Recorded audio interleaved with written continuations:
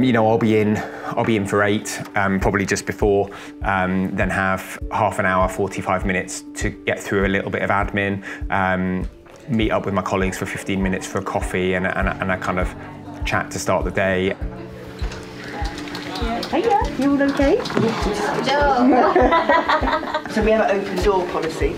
So when the patients aren't in the rooms, we have all the doors are open, so the clinicians can, you know, chat to each other, and you know, all the staff know that they can go in any time and see any of them.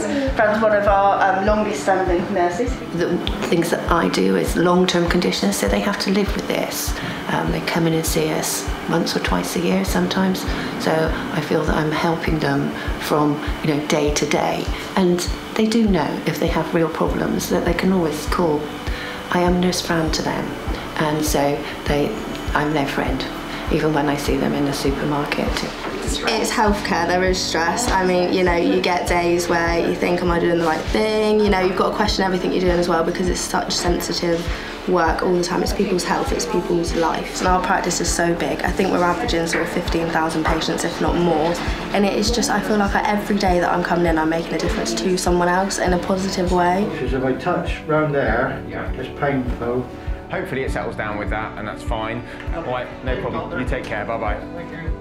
It's really hard when the PR, the nationally there has to be that everything's busy but okay, doesn't match what patients are experiencing. We've done a lot of work helping patients understand how busy we are, and actually that we're there to help them. And so generally our feedback from our patients and the experience they get from us is usually pretty good, which helps, I think. But it's not easy to be the front line in a system that's failing.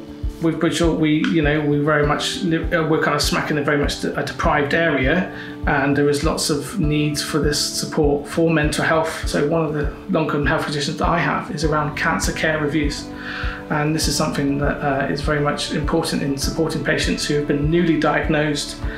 And within the 3 months, we look at doing a cancer care review where we are then bringing the patients in and looking at supporting them, looking at their physical side, the mental health side, but also the financial side as well, the impacts that it has, and being able to kind of give them the resources they need. It's very much saying that actually, no, we are here, we're still holding your hand, we're still behind you, we're still supporting you. So whenever you feel as though you need to come back and see us, whether it's 6 months down the line, this door is always open for you and ready to come and sit in that chair and have a chat with myself. You know, I think patients just deserve the right person at the right time, and I think even, you know, what I love about my job is I guess I see sometimes the most vulnerable, I guess sometimes, you know, the most frail. You know, a lot of my patients are very elderly, and I think by nature of that, they often aren't seen, and I think these patients deserve absolutely the same care anybody else that can walk into the surgery deserves and can access. And I think it is just about recognising the access to healthcare and making sure that we've got that absolutely bang on to make sure patients are safe, and we're doing what we can to enhance their care and quality of life. And I think that is what I really love about my job, is you can make some really small differences, but to them they're massive. So I really love my job, so I'm really happy to be here.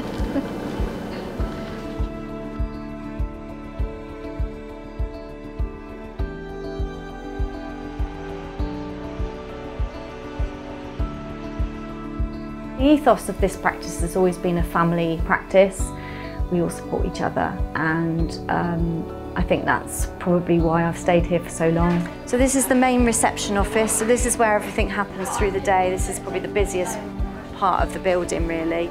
So then we come back out into this is the main area, so we've got the waiting room here on the left, and then they're called via screens in the waiting room. So these are all consultation rooms. It's a little seating area for the staff.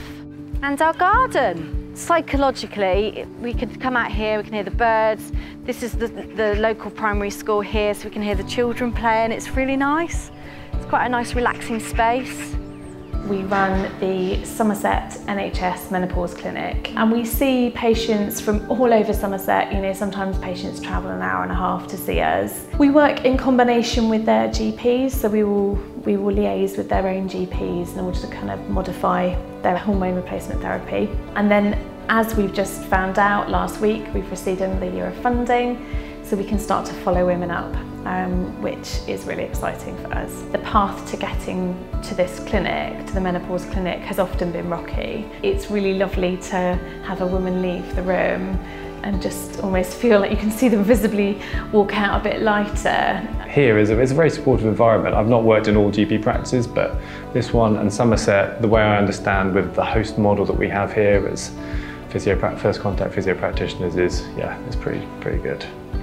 Other people are trying to use our models, I understand, in the rest of the country, so yeah, it's good.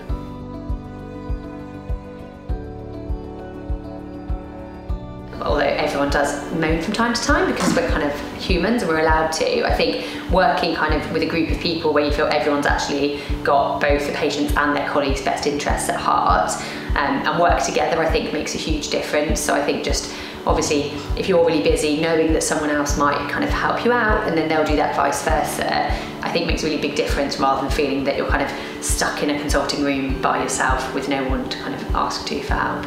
You know, so much of it is, you know, is invisible, and you kind of think you know what the doctor does because most people have seen a doctor. So you know that I sit in a room and I talk to you, but you might not know that I do that for 4.5 hours in a row in the morning, and then and then if I'm lucky, get a quick lunch before starting it again and having to fit all the other stuff in between. So yeah, there's so much hidden stuff. For routine bookable appointments, our patients have the choice of whether they have face-to-face or phone. For on-the-day urgent things, often it will be phone call first, not always, but often it will be just so that we can squeeze things in through the day. You know, we appreciate the fact that the phone lines are busy, that people are having to wait, that it can be difficult to get through. We take an average of about 370 calls a day here, which is roughly 2% of our patients calling every day. And we do our best to answer that many calls. But we know people have to wait, and we appreciate that, and we don't want people to wait any longer, but we're working as hard as we can. So when you get here, we'll all be friendly, we'll all smile, we'll all give you the time you need, and we'll try and help you, but you've just got to bear with us along the way.